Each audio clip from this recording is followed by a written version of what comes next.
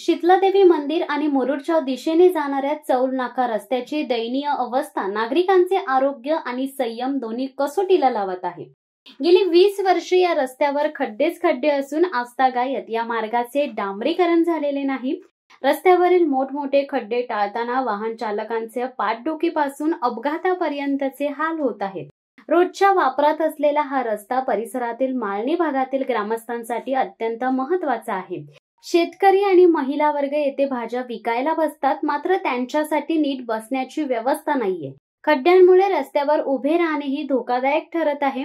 यामुळे अनेक महिला कंबरदुखी, पाठदुखी यांसारख्या समस्यांनी त्रस्त झाल्यात। स्थानिक पातळीवरील अनेक राजकीय नेते बॅनरबाजी, जाहिरातबाजी आणि कार्यक्रमात रमलेले दिसतात, मात्र चौल नाका रस्त्याच्या दुरावस्थेकडे कोणाचेही लक्ष जात नाही।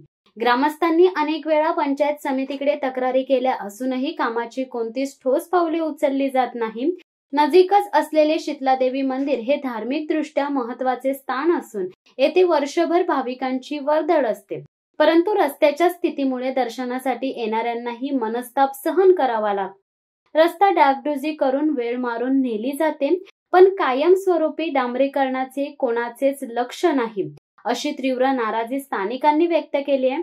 हा रस्ता तातडीने डांबरीकरण करून जनतेसाठी सुलभ व सुरक्षित करावा अशी मागणी नागरिकांकडून होत आहे।